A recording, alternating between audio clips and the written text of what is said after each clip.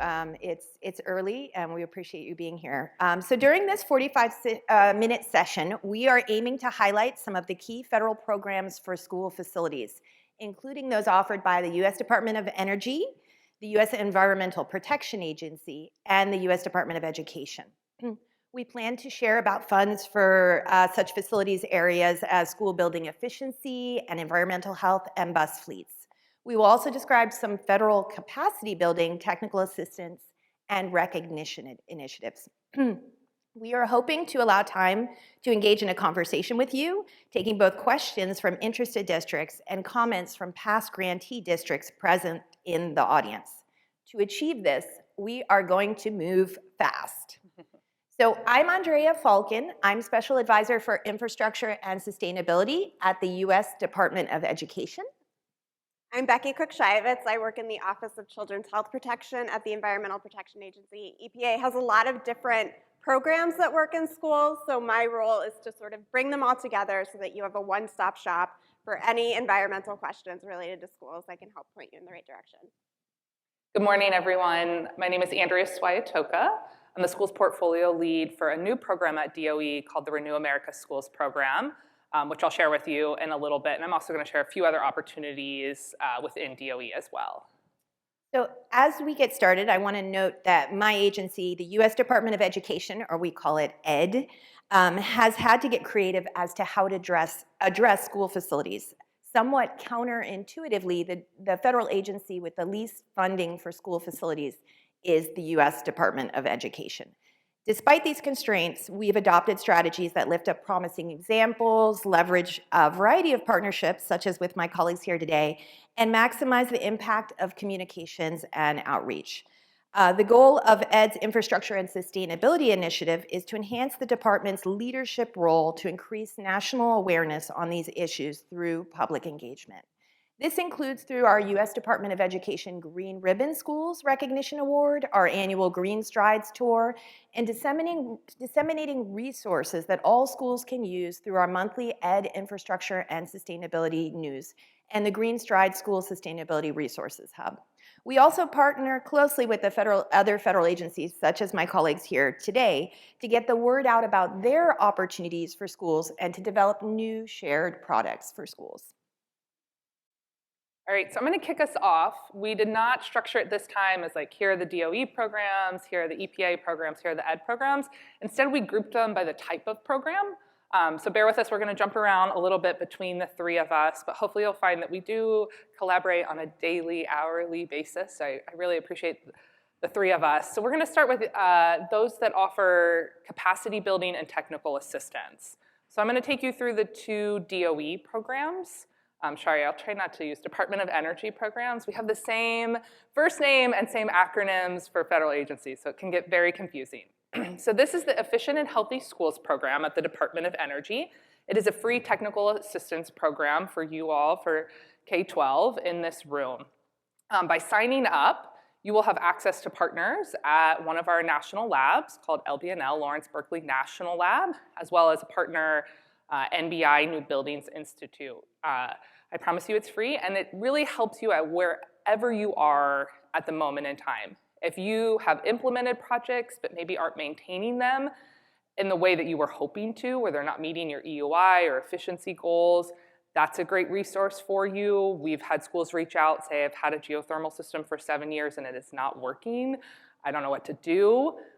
That's another great resource. If you're like, I am new to this space, I was told by our school board we need to pass a climate action plan or a decarbonization plan or sustainability plan, but I have no idea now where to even start. That's another great. So it really is intended to meet you at where you are in your place. The other program I wanted to share with you is the Better Buildings. This has been around for a number of years, and this is available for multiple sectors, and there's really two different pathways. So Better Buildings, you are looking at reducing your energy intensity over that 10 years. So you're making a commitment to do so in that 10-year period. Better Climate Challenge, on top of reducing your energy intensity, you're also looking at reducing your greenhouse gas emissions, which is that GHG. By committing to one of those two pathways, you receive technical assistance support from Department of Energy and our partners that also help run that program. So if you, and I'll share a link to our website on an upcoming slide. These are like rapid fire slides. Normally there can be about 10 to 15 slides for each of these individual technical assistants. So we're just trying to give you some quick highlights here in this presentation, and happy to meet with any of you if you have questions about any of the specific programs afterwards. I'm gonna pass it over to Andrea. So you've got Andrea, DOE, Andrea, Ed. Did you get it yet? So we're pretty excited at Ed about our first funding related to school facilities at the department in a pretty long time. These two new grants relate to state and local capacity to plan, design, finance, operate, and maintain school facilities. And they're really seen as a historic investment at an agency that has scarcely been authorized school facilities related funds. So there are two grants, comparatively speaking, with EPA and DOE numbers. They're small in size, but they are a big deal to us. One is a state capacity building grant intended to bolster the capacity of states to support their districts to improve school facilities. And the other is for a national technical assistance center on school facilities. So the programs don't directly fund school construction or renovations, but are on a scale that allow us to help us build state and district capacity with the goal of more equitable access to healthy, safe, sustainable 21st century learning environments. We're really excited that we'll be announcing more on these grants later this year, just in the coming weeks.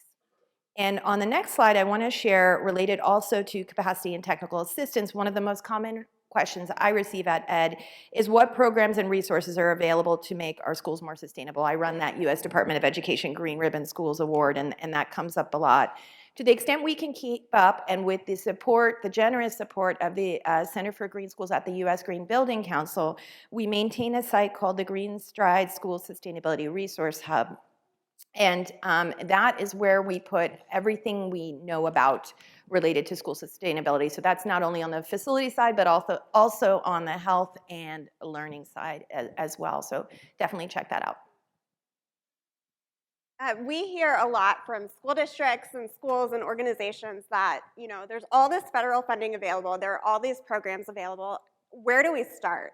How do we find them? How do we apply for them? We know a lot of school districts don't have grant writers on staff, and they're usually the ones that are more in need of federal assistance. So through the Inflation Reduction Act, we set up the EJ TIC tax. It's the Environmental Justice, Thriving Communities, Technical Assistance Centers, but you'll hear them called the TIC tax most frequently. It's a fun acronym. So we set up a network of 16 TIC tacs right now. There are 13 regional TIC tacs across the country, so these will be the primary entry point for local organizations looking for help with grant writing assistance, finding federal funding. Once you have the grant, how do you manage it? How do you do all the reporting? How do you draw down the money? Sort of basic help. They'll help meet you where you are in the grant process. And then the 3 national TIC tacs will help sort of provide a resource hub.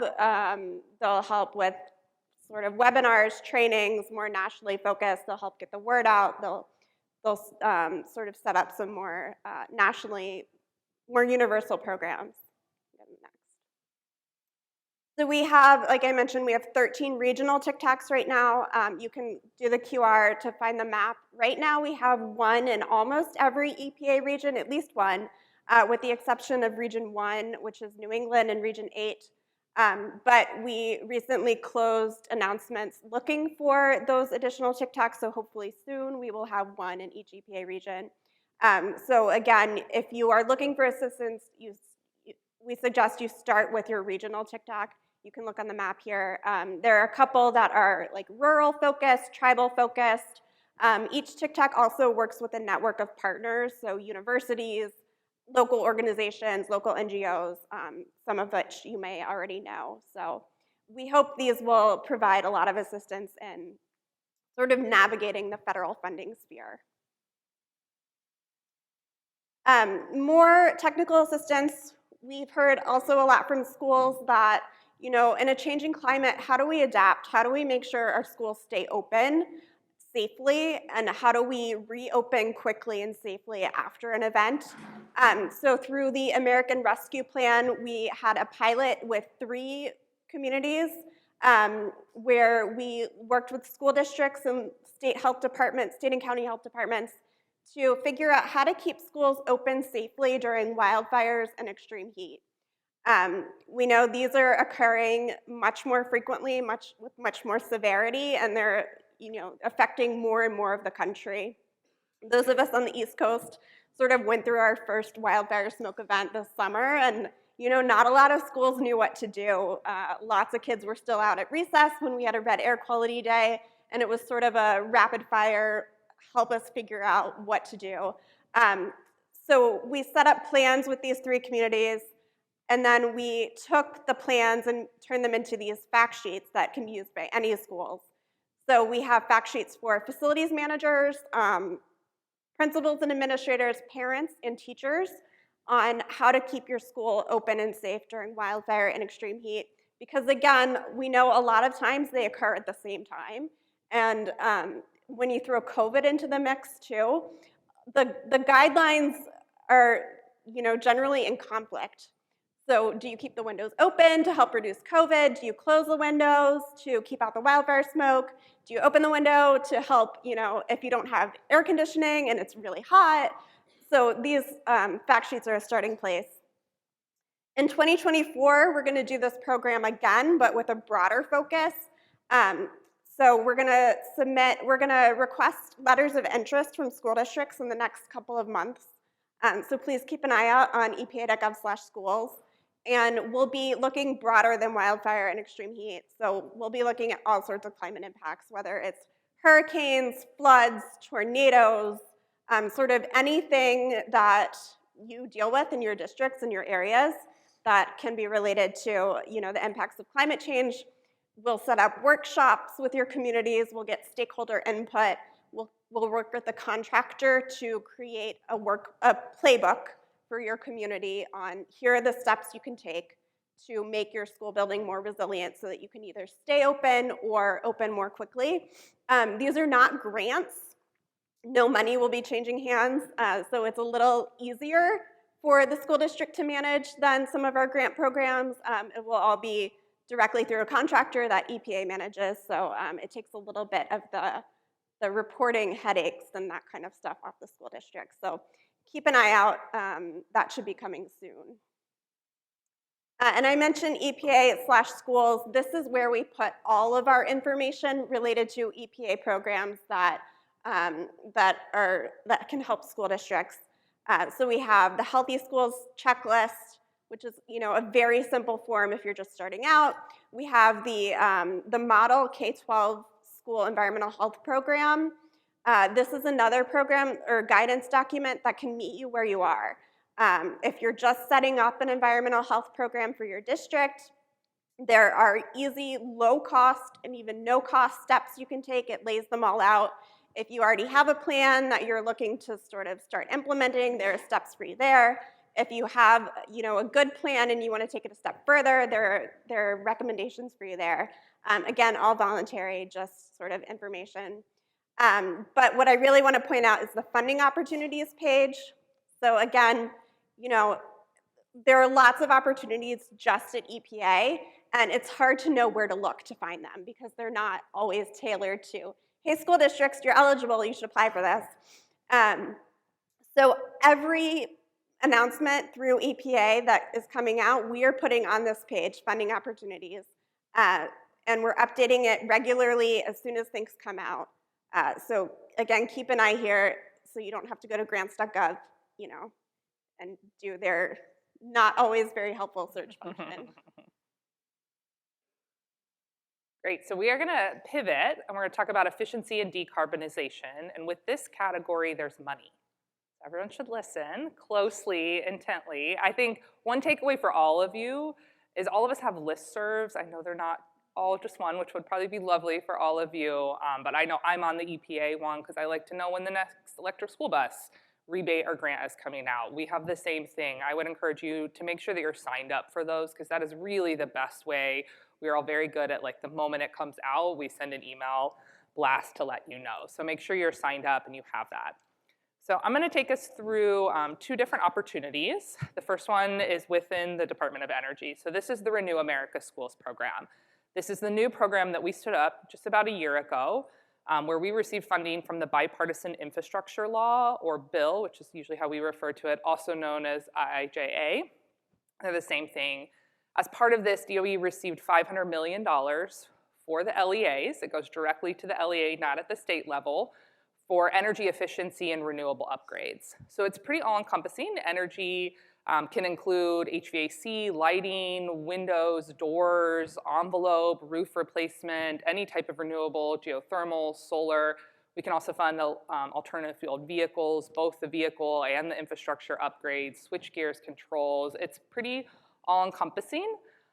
We released the first round of funding back in November of 2022 and awarded 24 school districts across the country in June of 2023 at $178 million. If you scan that QR code, that will take you to the website. Again, this is one slide. Normally I do about 20 slides just on this program. There's a deck on the website if you want more information. You can also access the 24 current selectees that we're in negotiations with. You can see the map. Probably the most important takeaway is we are going to do another round of funding. So a second round will be released in the spring of 2024, anticipated to release about the same amount of funding. The 2022 funding opportunity is on this webpage, so take a look. We're trying to revamp and improve it, but not holistically change it. So anyone that applied last time is absolutely eligible to apply in this next round. There's no restrictions on that. So now is the time to really plan. Think about what projects you want to improve. Last year, the funding range was $500,000 to $15 million. It'll probably be very similar to that in this next round. So there was no limit on the number of schools within your school district. It was really the boundaries were that dollar amount. So start planning, engage with partners, think internally within your school district of which facility is of most need. I'm going to completely shift gears and talk about a non-DOE opportunity, but I really hope that everyone is aware of this, and if not, this is great. Please write this down. This is through the IRS, Department of Treasury, through the Inflation Reduction Act, or often called IRA. You now, as a tax-exempt entity, as a school district, are eligible for tax credits. This is the first time ever. This is how, for those of you that have done like PPAs of solar, right? This is how those folks get that money back. They've always been eligible. Now you all are eligible. So I've highlighted the two that are probably most applicable to you all, really renewables, so geothermal, solar, as well as electric vehicles. ITC is the one. So within elective pay, there are 12. That's what that full list is on the left-hand side. And again, I highlighted the top one is the investment tax credit. The key is that you have to, let's say you do a solar project. It opens in August of 2024. The timeline is then you would submit a pre-application in January of 2025, submit to receive your tax in really May of 2025. IRS is not telling you, but it's supposed to be similar to how we all receive our own individual tax a couple weeks afterwards. You would literally receive that cash back in a check from the IRS. So this is direct money that can go back to you. Again, this is one slide, but normally I show the range. It's honestly anywhere from like 6%, possibly up to 70%, depending. There's a number of different categories of how you can receive funding back. So 6 to 30% is the base. Then there's another two other 10% bonus credits. And the third bonus credit is a 10 to 20%, and it's energy communities. So it's very clearly either your building fits in that category or not. And actually DOE is helping the IRS in that one. It's an application. It opened in mid-October. So you can quickly go on the website and determine whether you're eligible for that or not, and you would submit an application. For the first 50%, there is no limit. So the IRS does not run out of money. All of you are eligible. The top, that last 10 to 20% to get you up to 70 is a competitive, and so there is a limit. So I would recommend taking a look and see if you're eligible for that. I'm going to pass it over to Becky to talk about the electric school bus program. Yes, switching gears back a little bit. So through the Bipartisan Infrastructure Law, there's a lot of money right now for clean school buses. EPA is alternating between rebates and grants. We had a rebate round in 2023. That got a lot of interest. We actually doubled the amount we had planned to spend for it. I think we had announced we were spending $500 million. We ended up giving out almost $1 billion. So we have $5 billion over the next 5 years. There was a grant opportunity in 2023 that recently closed. We expect to announce it in early 2024. And then right now there's another rebate opportunity open through January 31st. So please check the website, apply. You know, in addition to all the health and greenhouse gas emission reduction, we've heard from school districts, even some of whom were nervous about making the switch to electric buses.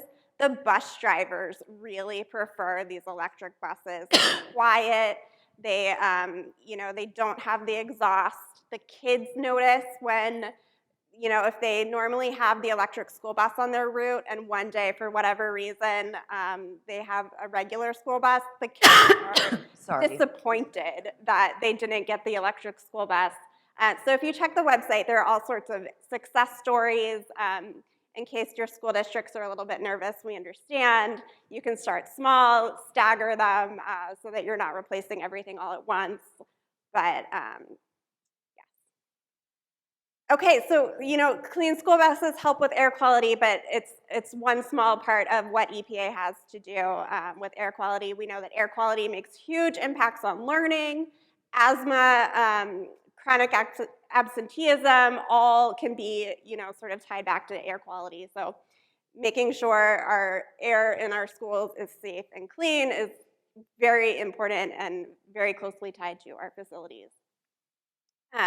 So I'm sure all of you know EPA indoor air quality tools for schools. I have to mention it though. It's our sort of one of our best programs for schools. All sorts of, there's a mobile app, there are webinars for your facility staff, there are fact sheets, trainings, all sorts of things, whatever you need, it's at Tools for Schools. So if you're not already using it, please take advantage. It's a really great resource with all sorts of wonderful information. And then these other two funding programs I'll talk about a little bit on the next slide. So first, these are both programs through the Inflation Reduction Act. First, we have $37.5 million for grants for clean air in schools. We expect this notice of funding opportunity to come out in mid-December. So there's not too much I can say to a room full of eligible entities before the NOFO comes out, but it can be, based on the legislation, we're looking for things that reduce greenhouse gas emissions in and around schools. You know, all the details will be in the NOFO, but eligible organizations are NGOs, states, local government. Local government means school districts in EPA grant language, and looking for capacity building projects, because we know that $37 million, while it seems like a lot, while it's more than EPA has had in a number of years, it really is a drop in the bucket when you get down to the school district level. And we know that any one of you could spend $37 million, you know, in a year. So these will be between $4 and $8 million each for up to 5 years.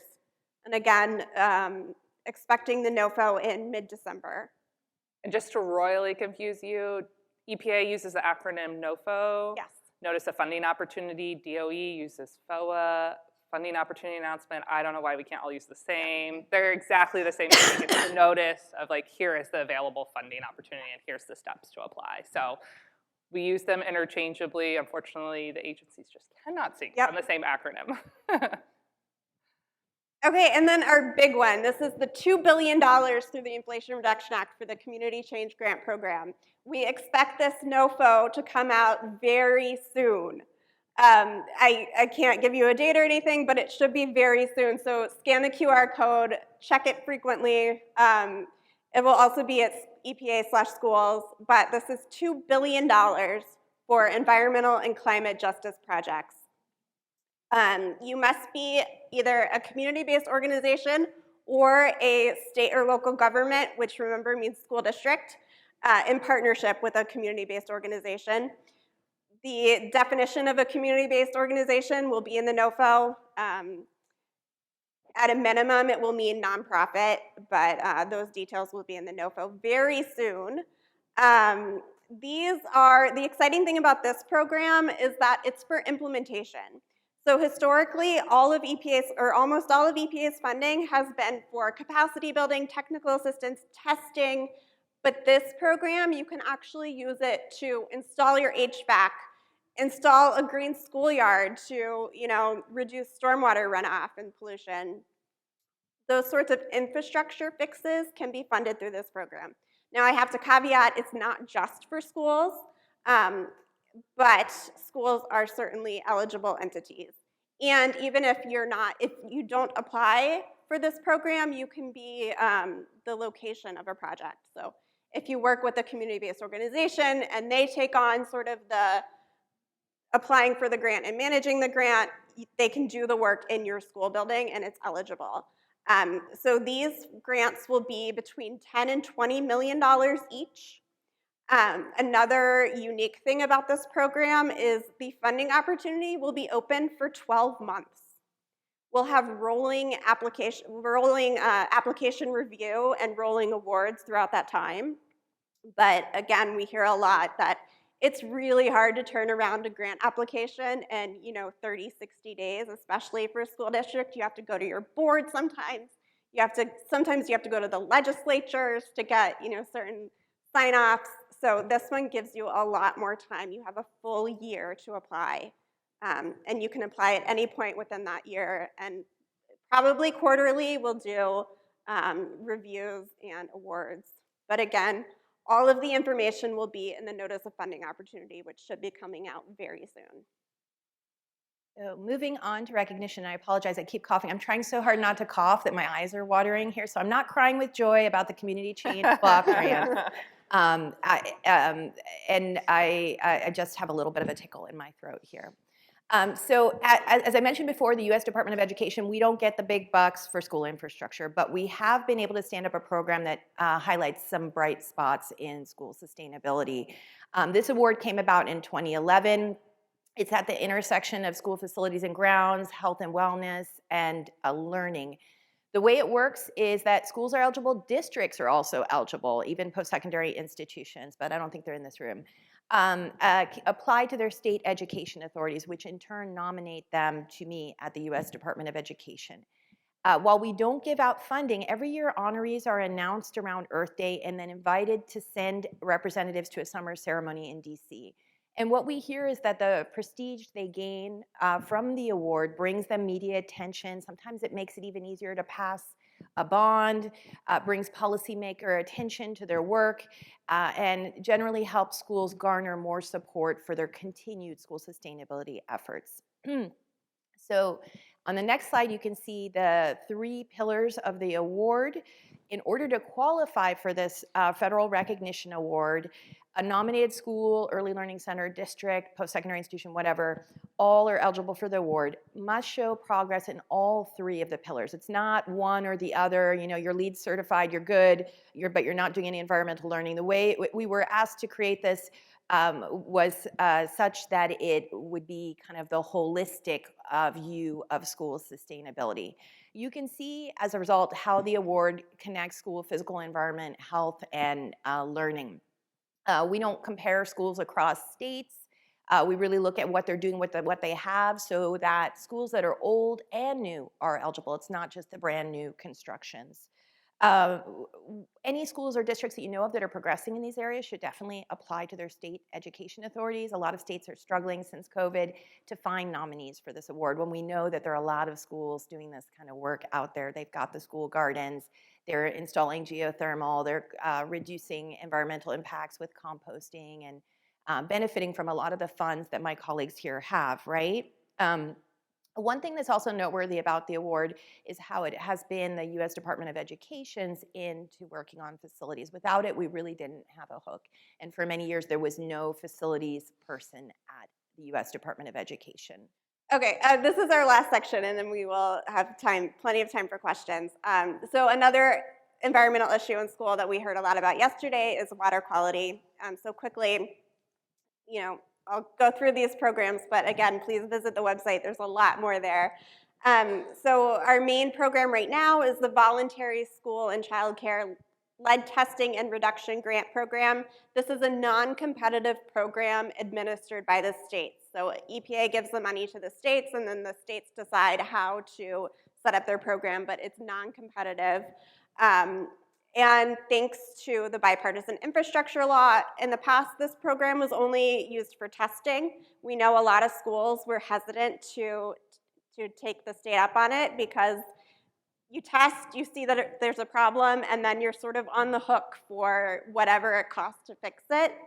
But thanks to the bipartisan infrastructure law, this money can now be used for remediation as well as testing. So that's huge. We just announced there's $58 million going to the states in FY24, so that money should be trickling down very soon if it hasn't already. School districts using it have to use EPA's 3 T's approach or something as something on that level. If you don't know 3 T's, it's another great resource. It has lots of templates on how to communicate with your teachers and parents. We heard a lot about that yesterday. Fear there. Once you find a problem, a parent hears that there's lead in the drinking water at school, they're going to freak out. This can help allay some of those concerns. Plus, it goes over a testing protocol, how to train your facility staff to, if you install water fillers, how to change the filters and those sorts of things. So this money can now be used for anything that gets the lead out of water, whether that's replacing lead service lines, replacing faucets, replacing internal plumbing that might have lead solder. Pretty much anything that will get lead out is now eligible under this program. So how to access it, contact your state agencies for the details. It differs a little bit by state since it's state run, but you can find your state contact there. Another program which isn't open right now, but we anticipate opening again in 2024 is the WIN grants. These are Water Infrastructure Improvement for the Nation grants, focused on lead in drinking water. One of the pots of money is for reducing lead in drinking water in disadvantaged communities and schools. Some of the school districts in this room have benefited. I think Philadelphia, Boston, a couple of others in the past couple of years. So there will be another round in 2024 at some point. And I think we are down to 12 minutes, so we want to stop there. While there are other federal resources, those are some of the key areas of opportunity related to school facilities right now that we think might be of interest to you. With those little less than 12 minutes, we would love to take questions and comments from the audience. We want to get to as many people as possible, so if you can try to be brief, and I'll try to stop coughing. So we're going to start, think about your question that you have for us, but I did want to highlight 2 school districts that are here in the room that were actually in our first round of the Renew America Schools program. So Darren, if you don't mind kicking us off, Chris. Darren, can you raise your hand for Chris? He can bring the I just mic want to over. put one thing out there. I see a lot of people taking pictures, so I want to throw another acronym into the room. That would be FOMO, which you don't need to have because everybody's going to be getting an email with every single presentation, not just this one. So just so you know. So Austin, Darren is with Austin. They are one of our first grantees, and then I'm going to have George also with Bridgeport Public Schools just share like a highlight about their grant submission and the project that we're working on with them. Sure. Yeah, thank you. So hi, everybody. I'm Darian Clary, Sustainability Director at Austin Independent School District here in Austin, Texas. And what you're experiencing is allergies, I think. It's very common for Austinites. I'm so sorry for anybody who's out of state and experiencing the same thing. It's I something... left 2 sick kids at home, so I fear that it is not just allergies. Well, we were really excited to find out in late June that we were recommended for funding through the Renew America Schools grant. What we applied for was rooftop solar and building automation controls at 16 schools. And so our expected outcomes are every year we hope to save 10 million kilowatt hours of energy, 15.7 million pounds of carbon dioxide emissions avoided, and every year $1.2 million savings in utilities. We, as part of the grant, our goal for contracting is that at least 25% of our contract dollars will flow to historically disadvantaged women and minority-owned businesses. And of course, we're really excited about this because we are an educational institution at the student opportunities for green career pathways and engagement along those lines. And then for us, we were really excited about this opportunity. It's funding that is so needed among a lot of our schools nationwide. For us, it was really important because we could reduce our greenhouse gas emissions and energy costs. It really helps us in Texas increase the financial stability of our school district.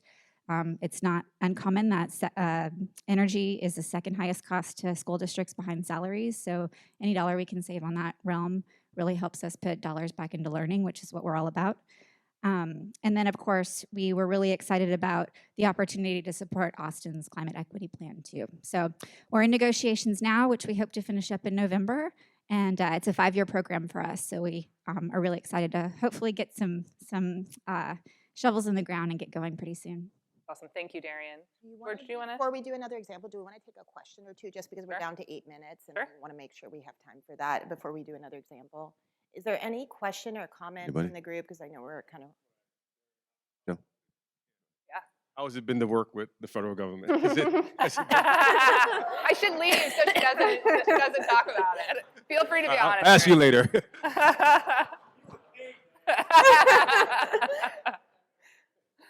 We're actually the good ones. Yeah. We're the ones you want to work with. I mean, Anybody else? Chris, I'll just be honest real quick with everyone. I mean, if you get federal dollars, it comes with a lot of strings. I don't want to like sugarcoat it. It's hard. George will tell you the same thing. A couple things we did try to do. One thing that's taking a long time for the selectees right now is something called a SOPO, Statement of Project Objectives. That is actually usually very much required in every DOE full application. We pulled it out. We're like, there's no way schools can submit this intense document. It's step by step, task by task, subtask by step. I mean, Arian and I, we took a 2-hour meeting to try to figure out how to write hers.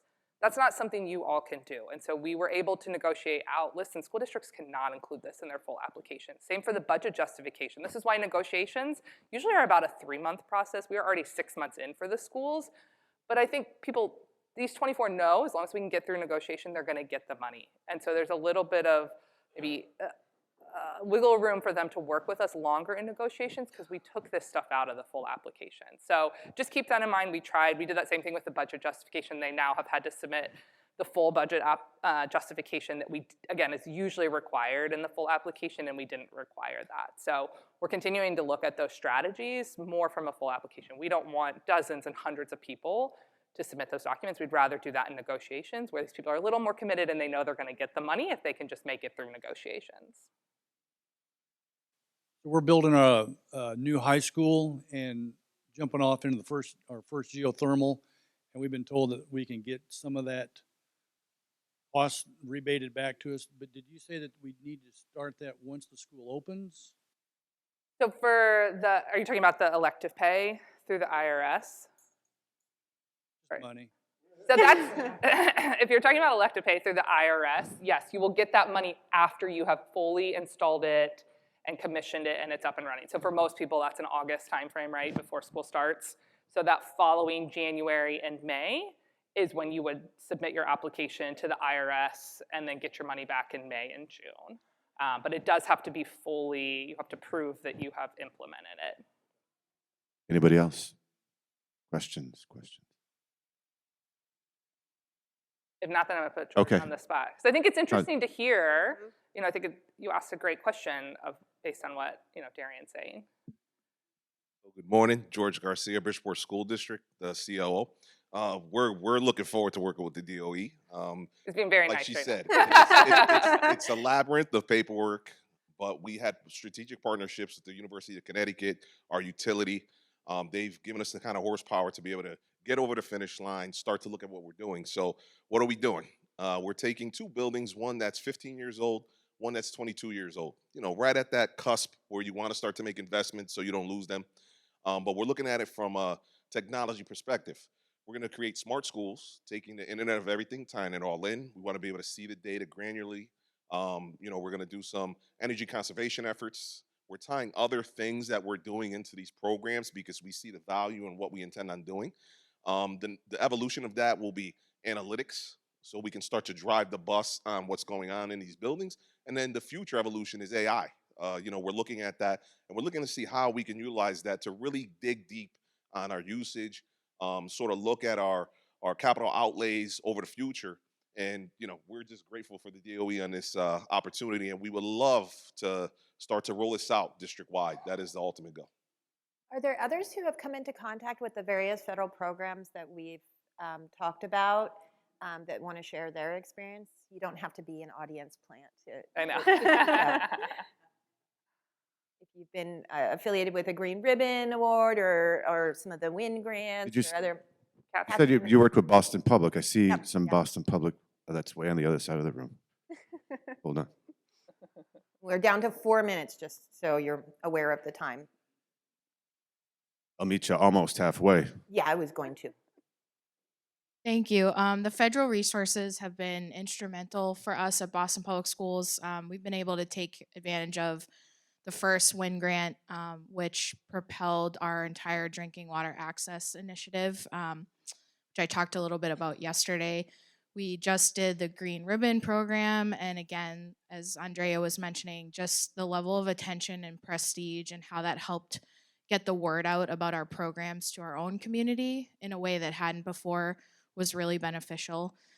We didn't get the DOE grant, but it was still a really good experience in terms of thinking through what projects we wanted to take on in terms of upgrading our building management system. So, and of course, EPA tools for schools. Tracy Enger and her team have been critical resource for us throughout the pandemic on air quality. So I just want to commend, I know I've told this badass group of women up here a few times, but personally, I've been at BPS for almost 7 years, and this is the most supported and accessible I've ever felt the federal government to be towards schools. And I just want to say thank you, because these resources are truly helping us at the ground level. Awesome. Thank you so much. With that being said, I know that we have a little bit of extra time on the timer, but in terms of the schedule, We are done.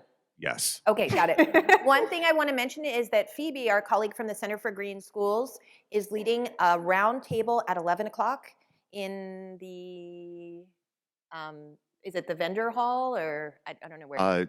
Is it on the K12 or the half side? It's K12, and I will be there, and a bunch of other colleagues will be there who have experienced these programs. So if you can make it, it must be on the schedule. I don't remember. The Republic Republic- Room. the Republic There you go, Room. Okay. Republic Room. Sorry, I arrived kind of late, so I'm still. Let's hear it for these badass ladies. Thank you so much. Yeah.